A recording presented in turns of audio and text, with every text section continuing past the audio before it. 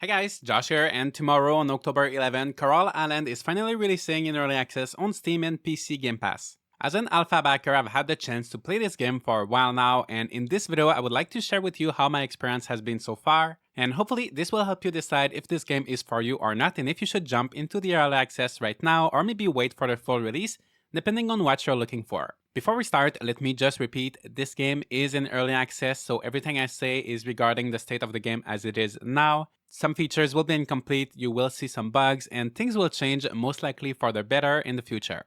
So let's start with the character creation. You will start by choosing a body type. There are three of them, a more feminine one that's a bit more slender, and a muscular one. On top of that, there's a body mass slider, which gives you a lot of flexibility in terms of what kind of body your character will have. You'll then get to pick your skin color. There are a few preset options, but you can also pick a custom color, so you can really have the color that represents you the best, or even roleplay as an alien if you'd like. For the hair, there are 8 different styles, and once again, you can either pick preset colors or make your own custom one. You will then choose your eyes, nose, mouth, and jaw, and while I think it's not that big of a deal as you won't really see your character up close in this game, I feel like there could have been more options. For example, all of the eyes are extremely similar, and maybe that's something that will change in future updates, but now there's very few options, so most of the characters will end up looking pretty much the same in terms of facial features. Next, you get to pick your clothes, and here there's quite a few options to start with, and there will be even more with the clothing shop that's in town. I'm glad to see the developers really worked hard on this, and the different outfits look great no matter the body type of your character, and I know this is something that's hard to achieve for many developers. Lastly, you will choose your name, your honorific title, the name of your farm, and you'll move to Coral Island. Overall, the character creation is great, it offers a lot of flexibility, and that's just a little glimpse of the freedom we get in this game. You then arrive on Coral Island, more specifically in Starlet Town, and I will keep the story summary simple, but it seems like you're returning to the island after a long time of living in the city, and things on the island are not going as well as they used to. I don't usually care too much for the story in farming games, but here you will get little bits and pieces of information as you play, talk to the different villagers, and trigger some events, and I found it to be pretty interesting for the most part. The core of the story is related to some environmental conflicts, which I think affects a lot of islands in the real world, and I like how they're approaching a serious topic but manage to make it fun with interesting dialogues and characters. It is managing to keep me engaged for now. I'm looking forward to knowing how things will evolve. But just keep in mind that there's only 1 year of story content in the current version of the game, so you can play through the 4 seasons and as many years as you'd like, but the story will pause after 1 year, so just keep that in mind. And now let me transition into the characters. There are a ton of characters in this game, about 70 in total, and almost 30 of them are romanceable with no gender restriction. Everybody looks good, but it's also a very diverse cast. There's a good variety of skin colors, body types, ages, characters with tattoos, stretch marks, and there will even be merfolk in the game, but they will not be added until a future update. Everyone seems to have a pretty distinct personality as well, and while you will be able to marry and have children in the full version of the game, that's also something we will have to wait for as it's not in the game yet, so it's kind of hard to judge how the game will handle character development and the different life events you will have with them. I did, however, find it fun to talk with the villagers, and they would often say interesting things that would either give you a hint on the lore of the island or the relationships between the different characters. For example, during the Cherry Blossom Festival, Leah was talking about Theo, who was singing during the event, and she kind of slipped up and said he was not bad looking, then corrected herself to say he was just not a bad singer, and she seemed a little bit embarrassed, pretended like nothing happened, but these moments will occur from time to time, and it's just fun trying to figure out if certain characters maybe have a crush on other characters, and if their relationships could eventually evolve. I don't know if anything will ever happen between the two of them, but no matter what, it was an interesting dialogue, and the game is full of these little moments. As I said, however, right now the relationships are not really fleshed out, so the characters are still pretty bare and there's not that much things you can do with them, so we will need more updates to know more about the characters, but I think we're off to a good start. And while we are at the Cherry Blossom Festival, let's talk about the events. This was the first one, and it has a few components. So there's a potato sack race, which requires you to press at the right timing and manage your stamina, but I don't think it's possible to win it in the first year since your stamina is pretty low. However, it was a really fun event and pretty challenging. Another component of this event is a little souvenir shop where you can buy unique items, but unfortunately I was broke and I couldn't buy anything. The last component is the potluck, which is the main event. I was told to bring food to contribute to the potluck, but when I tried to put it in the hot pot, I got a message telling me this was not implemented into the game yet. I then talked to Walter to continue with the main event, and basically he told me how disappointing it was that I was not participating in the potluck, that I'm missing out, and that hopefully next time I will bring something. I wish this would have been handled a bit differently. Maybe they could have removed the potluck part entirely, or maybe just cut to a black screen with a message saying everybody enjoyed the hot pot without any complicated cutscenes or anything like that, or remove the festival altogether until it's fully ready. A few days later was the Earth Day, and I received a letter in the mail inviting me to the woods between 11 a.m. and 1 p.m., and I was asked to bring some tree seeds. So I went there were a few people, I talked with everyone, and looked around frantically from 11 to 1, just trying to figure out how to trigger the event and start the festival. This time there was no message telling me the event was not fully implemented yet, so at 1 p.m. I thought I had done something wrong and that I missed the event, but after some research, it turned out the event is just not ready yet, it's not functional, and I think this will be confusing for a lot of players. And I wish the game would do a better job at telling you what is in the game and what is not. I think it would have been better to just not have these events show up on the calendar at all, because now you get a proper invitation by mail, everybody's talking about the event, they're hyping it up, and then you go there, you wait all day, and you find out that you can't actually participate. So that was a bit disappointing. Even without these events, there's still quite a lot of content in Coral Island, but it does feel like it's still in early access. You know, some games come out in early access and you don't feel like you're missing out on any features, it's all pretty seamless.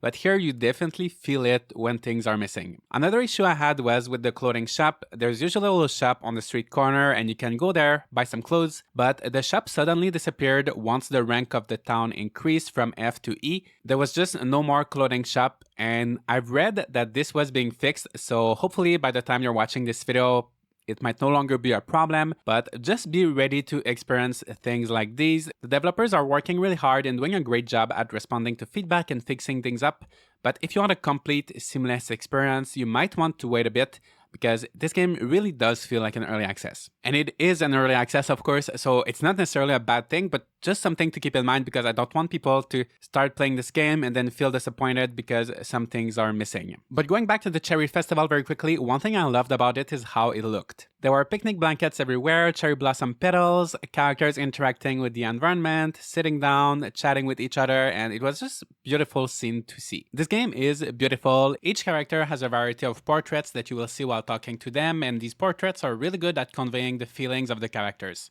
The town itself is beautiful, colorful, and features a great mix of older traditional buildings and more modern ones. All of the buildings are filled with details. This game is just a joy to look at. One thing I noticed though, and maybe it will be explained as I learn more about the story, but all of the interiors look extremely luxurious.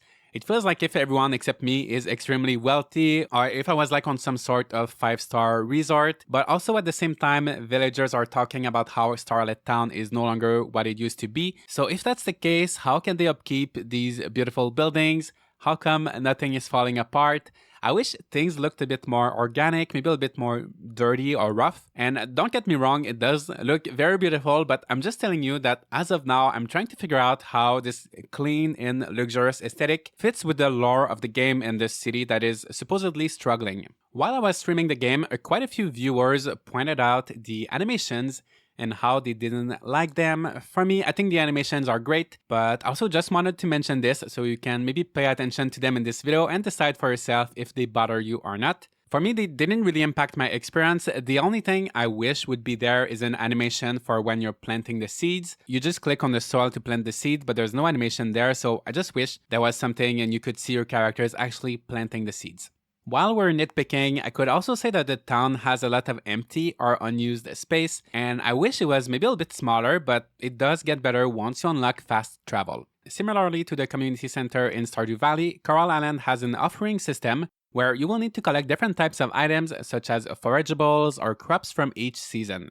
Doing these will unlock more fast travel points and give you some valuable items. I think a little comparison to Stardew Valley is unavoidable. This game clearly takes a lot of inspiration from this game that revived the farming sim genre, and I believe it has the potential to achieve a similar success. It has all of the staples we're used to in farming games at this point, but it's also reimagining the genre with its own ideas. For example, as you saw, it takes place on an island inspired by Indonesian culture, which will reflect in the character interactions, the food, the festivals, but also the crops you can grow and exotic animals we are not used to seeing in farming games, such as peafowls and luwaks. The game really manages to create an atmosphere that is unique and unseen before in the farming sim genre. It also has unique features such as diving, which is one of my favorite things about this game. Using your sight, you will get rid of all the trash that ended up underwater, and doing so you will find orbs that will heal the coral in the area and let you progress deeper underwater. You can then use the trash, seaweed, kelp, and other resources you found and recycle them into things like compost. You can craft things like makeshift paths, fences, or scarecrows, which will be necessary to prevent birds from eating your crops. You will also find sea critters or artifacts that can be donated to the museum. There really is a lot of stuff you can do with what you find underwater, and cleaning things up is so satisfying. The kelp you will find can also be brought to the lab, and with some money you will be able to increase the quality of your seeds, which will benefit your farming. And that's one thing I really like about this game. The diving plays a really big part of it, but it also manages to connect with the other features such as farming. Speaking of other features, there is farming, fishing, bug catching, and mining, as you would expect, so let's go over these quickly. Farming works really well with the keyboard and mouse.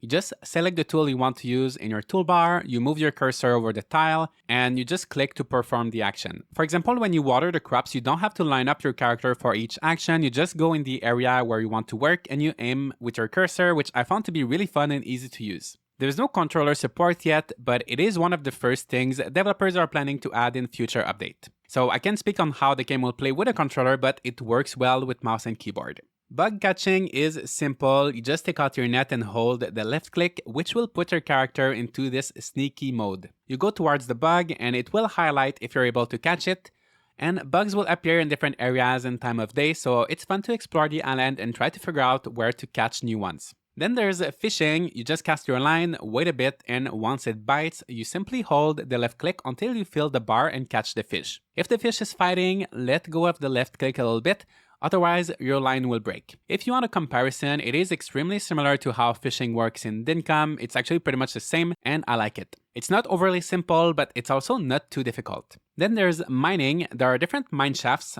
4 in total, but only 2 are in the game right now, and each one will comprise of multiple levels. In order to go deeper, you will have to break rocks and find the rope to the next floor. Every 5 floors, you will unlock an elevator, which will let you come back more easily next time. There are also monsters in the mines, and as of now, I find the combat a bit lackluster. Left click to swing your sword, spacebar to dash. It is pretty simple, but I found the combat annoying because there are so many rocks and stuff around that it's hard to just move and properly dodge the enemies. Especially the slimes that will throw some pink goop at you.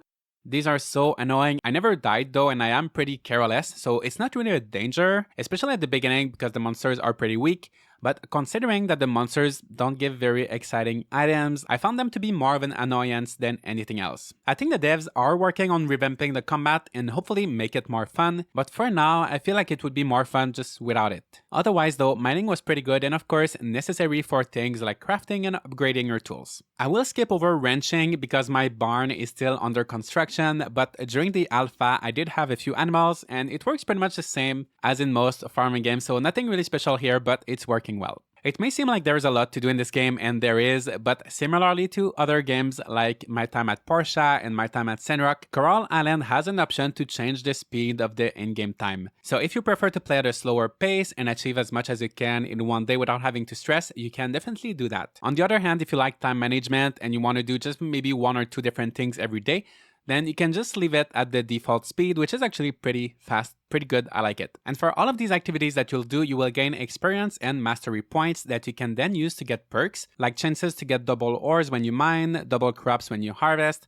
sprint faster, deal more damage, and things like that. These perks are not game-changing, at least for now, but they give you some sense of progression. Leveling up will also let you learn new blueprints for crafting things like machines that process and refine materials, or decor items to make your farm look a bit more unique. Your field is really large in this game and you can place buildings and decor freely, and I can't wait to put more hours into this game and create something beautiful. It's good to know that also multiplayer will be added to this game, so you will be able to do all of these fun things with friends and visit their farm. It will take some time though. I will put a link to the development roadmap in the video description so you can see what will be added along the way. And that's pretty much it, what I think of Coral Island so far. I am not disappointed.